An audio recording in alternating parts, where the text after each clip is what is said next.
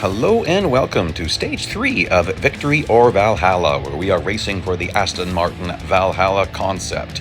This day requires strategy. There are some very difficult races on this day. Well, one in particular. This first one, it's just frustrating and kind of stupid. It's just a warm up your tires event, but they forgot to show us the little thing that tells you how warm your tires actually are. So yeah, that's exceptionally frustrating because then I don't really know how to be driving this car and, well, make a few mistakes here and there. The problem is that there's only 1 second of off track allowed, so if you're sliding around too much and you go flying off track, you're going to have to retry and waste some servicing. Now, what I do, and you guys may not know this, before every single race, so obviously before this race I did a cloud save. As soon as I finish this race, I go out of the event and do another cloud save. That way, if I fail the stage and I eat up my servicing, I can just do a restore. And that's fine, as long as I haven't done any upgrades, there'll be no damage. If you've done upgrades and you do a restore, you lose all your online multiplayer points if you do that. Yeah, and that's about that. So this particular race is just kind of long, and the tires are a lot better the second lap. So I have no clue how warm the tires are or aren't.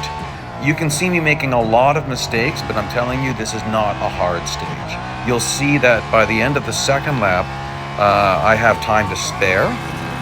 But still, I mean, I shouldn't be sliding here if my tires are warmed up, so obviously they're not warmed up yet. By the way, when your tires aren't warmed up, skidding on track will warm them up more, but taking all 4 tires off track will go the other way. They'll degrade more. It's kind of funny because it's like, well, aren't they still getting hotter? Yeah, but the game programming's a little bit silly in that regard. But nonetheless, if you sit there like doing donuts, which I don't think you can do in this car, I didn't try. Anyhow, if you can do donuts or drifting, things like that, the tires will warm up quite a lot quicker. Now you can tell here, the tires are already feeling better. I'm starting to drive it a little more aggressively. Circuit of the Americas is it's an interesting track. I like this track. I've actually had a few Group A time trials on this track, but it's difficult when you're racing against bots because of how they take these really tight hairpins. That's the one thing that COTA, Circuit of the Americas, COTA, it's one thing it's known for is these really tight hairpins. But then you get some nice long speed sections like this. And for your braking markers, there's lots of things on the side you can pick for braking markers. Like there's a couple of signs, there's an outhouse. So that's often what I'm referencing, is how close I am to the outhouse, either before or after it, before I'm getting on the brakes. That's a portable bathroom for people who don't know the phrase outhouse. I'm not sure how local that term is. Okay, so I was a little bit worried, but then I'm looking at my clock, I'm like, oh, 10 seconds. Well, finish line's like right here, so really no big deal. I'm going to slow down a little bit, waste a little bit of time, not very much. There we go. So now, let's get on to the very difficult stage. Very difficult for a couple of reasons. First off, you really have to have a strategy, and then you need to get just a little bit lucky, but not necessarily. Yes, like this is very difficult with no upgrades. Actually, very first thing I should have done, so I'll do that now. Speedmaster, awesome guy, thank you so much. I couldn't have done this without him. I was having trouble. I watched to see his trajectory down the back straight, and that helped me to get that little bit of extra speed. In his video, he had one upgrade, and he was having a message there saying maybe he should have tried longer with no upgrades. So I'll show you that it's possible. Very difficult. You may not want to fight it. You may just want to buy some R upgrades. I'm pretty sure we're going to need them. So here comes strategy. See what I'm doing? I passed this guy. Now I'm brake checking him. Okay? And you can't get past. Okay? This is what makes it so difficult. You can't allow anyone to overtake you. Why am I brake checking? I want to stack up the pack a little bit. See that? They're stacked up. So I need a huge gap between the pack behind me and the guy in front of me who you can't see, but you'll see very quickly. So I know from experience, bots drive the next section of COTA very badly. All these windy turns, all these S's, they're horrible at this. So here's where I'm going to make a lot of distance between myself and that front gap. but I don't want to get too close to the guy in front of me because I don't want to accidentally pass him right as I am hitting speed, and you'll see why in a couple of, in a few more seconds. So there he is. I got to gap him a little bit. Okay, so this is extremely difficult on multiple levels. So now you've got to nail this just right. Okay, I'm happy with that corner exit. Now you go way over to the left. Again, this is courtesy of Speedmaster. Thanks again, man. And then you slowly start working your way to the right after when that rumble strip appears on the side, the curb. Now you want to drive straight and turn right immediately. Because I did this once and I turned left, smashed my windshield. Now you need to get back on track as fast as possible. Okay, I did it once. Now I need to recreate that gap. I'm not going to go brake checking anybody because that could get me in trouble at this point. I'm just going to recreate the distance that I had. And even this corner here, this long sweeping parabolic shaped corner, not parabolic up, parabolic shaped. Bots are braking at that one in a few spots. It's really funny. And then this section as well. Bots take this last corner very bad. That's one thing about Kota is that the bot programming just doesn't work very well here. This is the one track where I found steering assist high made me so angry. It would throw my car around. You have to put traction control on, I found. Steering assist low, I'm sure that's fine if you like that. I don't even like steering assist low. I find it messes with me a little bit. And something I should mention that someone asked me about, which I was amazed. They asked me about if I need to put this Aston Martin on steering sensitivity 1. And that amazed me because I have said in the past that Aston Martins are the only cars I put on steering sensitivity 1. Well, interestingly enough, for this one and the Valkyrie, I don't.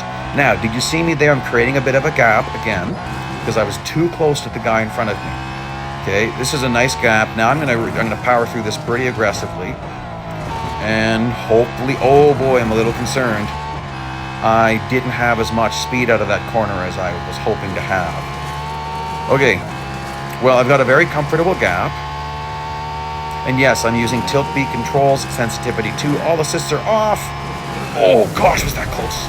Did you see that? I hit speed at the very last second. Like, I think I was halfway off track when I hit speed. Your car won't start to slow down until all 4 tires are off track. I mean, literally, you can have 3 tires off track and still have maximum speed. Okay, now I can breathe as long as I don't let those yahoos catch up with me. I'm not going to mess around much here. I'm happy 13th place. I'm not worried about bot management being in 13th place. If I was in 3rd place or even the top 8, I would be, but I would not redo this stage. No way. Okay, there we go. We're just going to go across the line there, a little skid. I thought about maybe letting them catch up a bit, but you really shouldn't do that on these crazy hard stages. Here I was double checking to make sure, did I actually record this? Yes, I did record it. And you'll see my upgrades here at the end of the day. If I didn't record it, I would have at least had the replay. Now, this one, oh yes, got a draft. This gets interesting because Magnus is in that Lotus, whatever it's called. Starts with an E. I just don't know how to pronounce it. I could probably spell it, but I forget how to pronounce it. So that means that that car has insane acceleration, but it doesn't have very good grip. Certainly not compared to us in the Valhalla. This car is just amazing. Like, really? It's one of my favorite cars already, and it doesn't even have any upgrades. And so this car is going to wake up a lot as we upgrade it. I mean, wow. I'm pretty impressed. Okay, so I'll get by him very easily. Again, because oh, well, that was wonderful. Great job there, ME7. Didn't want me. So I'm gonna miss out on some drafting with Magnus on the back straight. And that's too bad. Not that I'd get much. Oh, gosh. Sorry, feels like amateur hour right now. Okay, well, 2 laps to get all the drafting done. And another trick, courtesy of Speedmaster. That he's used this in multiple times, and I made sure to remember it. This race, it doesn't say what position you have to finish in. So if you don't get all your drafting in before the end of lap 2, just let Magnus go and drive backwards through the track a ways and then catch up with him again. Oh, I mean, come on, I'm just blowing it. But you're going to see, I can get all my drafting in 1 lap. I've got no drafting in at all yet. And so I'll get probably a little bit out of this corner. Oh gosh, this is embarrassing, guys. I should almost do the event over, the stage, I mean. Okay, anything at all? Okay, well, pretty much no drafting until I started lap 2. Again, you guys have heard me say this before, some of you have. The 3,000 meters, that's totally inaccurate. It's not 3,000 meters. It's, well, 3,000 divided by 2.25. I'm not going to do that in my head. It's less than 1,500. You basically, the unit of measure is messed up, and there's nothing they can do about it because it would mess up all flashback events. They have to leave it alone. Yeah, you're getting credited 2.25 meters for every meter you drive. It's kind of funny. Or to put it another way, and again, it's funny, yes, the unit of measure is a Roman cubit. Don't know why, but when I did the math, that's what it works out to. 44.444 centimeters or 17.48 inches. Okay, why did I mess him up? Well, because I wanted to get maximum drafting and knock him back in the pack. I'm not going to get much more drafting after this, but by the way, me smashing Magnus, this is an old thing that goes on between Magnus and I. We're going to do more right here. El Smasho. Interesting thing though, smashing someone like that, it does slow them down a little bit more. Of course, it's totally slowed me down. I'm probably trash right now. And whatever. He's going to slow down here, get a little bit more drafting, and maybe... Oh, not much here. Take this really carefully and I can get some drafting. And oh, there we go, that's good. A little bit more drafting. He'll slow down a little bit for this corner, I believe. Little bit more than he was before. And then I'll definitely get more drafting in at this point. And smash him off track. Okay, well that's good. Now I'm not going to finish in this place. Okay, where'd he go? Okay, well he's gone. So I'm just checking the requirements. Definitely doesn't say anything. So I'm going to let a whole bunch of people pass me. We're going 4 times normal speed. That's good enough. I'm in 11th place. I'm happy. So the purpose of this is bot management. You don't want to finish in the top 3 because that'll definitely make the bots harder. Even finishing in the top 8, I think, can have an effect on that. So me just finishing in 11th place, that's fine. It won't increase the difficulty at all. And that's important because you get races like the next one where you do not have a choice. You have to finish in first place. And anytime you finish in first place, the bots will get slightly more difficult in the subsequent races. And being below PR, there's nothing I can do to fix that problem. Now, you might have noticed there that the countdown was different. That's because I failed this in my first attempt. I went flying off track. So that's why there was only 1 light before it let me go. And no use showing all my failed attempts. I mean, sometimes I might show some, but the videos are already long, so I don't like doing that. But don't think that I'm passing every stage first time. I mean, that's not the case. Like the stage that I was showing you was very difficult. I think I might have spent at least an hour on that one. And yeah, I'd say about an hour. And I was just getting to the point of going to buy some upgrades, and I thought, I'll just try, because I was able to hit speed, but I kept having trouble with either passing someone right at the end of the straight, or this straight, or getting back on track. So that's when I realized I had to find a sweet spot where I could create a gap. The problem is, if you get a Lotus right behind you, that gap gets messed up. However, the Lotuses, they do have to really overbrake. So, yeah, you got to create that gap. This is nothing. Like, yeah, it's a Lotus, and so you can't take it easy here too much. You don't want to waste all your time.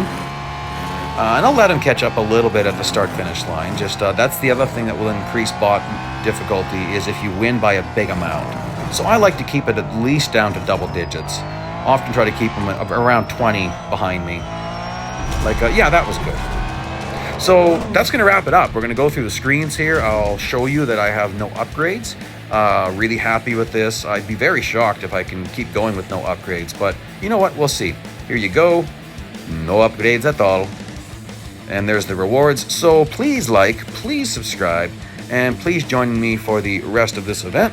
I'll keep it going here. Got a busy life, so I'll get these out as soon as I can to you. But thanks again, guys. Bye-bye.